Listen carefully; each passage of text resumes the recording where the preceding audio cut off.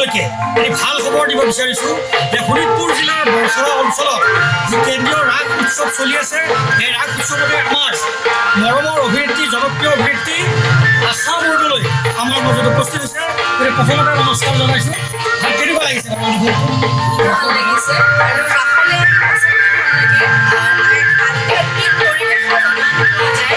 বিশেষকৈ এনেকুৱা অঞ্চলত বৰছলাৰ দৰে মই য'ত গাঁৱৰ চহা লোকসকল বসবাস কৰে তাতহে আচলতে শুদ্ধভাৱে ৰাসৰ অনুভৱখিনি কৰিব পৰা যায় আৰু খুব ভাল লাগিছে।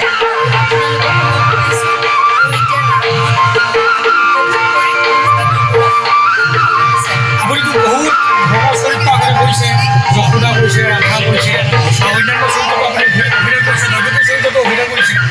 আচলতে এই যে সাংস্কৃতিক জগতখনৰ মাজত সোমাই থাকি আজি নিজে যদি অভিনেত্ৰী মনটো কেনেকুৱা লাগে? খুব ভাল লাগে আৰু আধ্যাত্মিক লাগে। কাৰণ যেতিয়া দৈৱকী গুৰু থাকিলে সময়ত যিটোৱে আধ্যাত্মিক পৰিৱেশৰ সৃষ্টি হয় এনেকুৱা লাগে সঁচাকৈ শ্ৰীকৃষ্ণ আৰু যেতিয়া যশোদা গুৰুৰে মৰমীয়াল এটা চৰিত্ৰ অনুভৱ কৰোঁ, যিটো হয়তো কৰবাত আমি কওঁৱেই যে দৈৱকীতকৈ যশোদাৰ যশোদা মাতৃত্বৰ ক্ষেত্ৰত বেছিকৈ ওলায়। আৰু ৰাধা মনত পৰা নাই, ৰাধা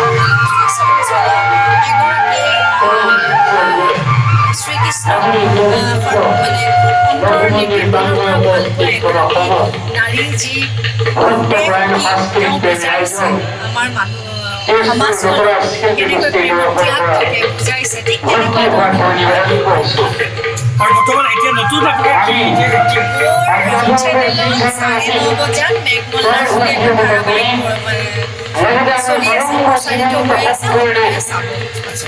ঠিক আছে বাইদেউ, নতুন যি আমাৰ প্ৰজন্ম আছে সেই নতুন প্ৰজন্মক আপুনি কিবা এটা ভাল কথা কৈ যাওক, যিটো কথাৰ জৰিয়তে তেওঁলোকে উপকৃত হৈ কিছুমান কৰ্মক্ষেত্ৰত আগবাঢ়ি যাব পাৰে, সাংস্কৃতিক দিশতে হওক বা অন্যান্য দিশতে হওক, এই ধৰণৰ কিবা এটা মেছেজ দিলে আজি ৰাসৰ বতৰত গৈ ভাল লাগে।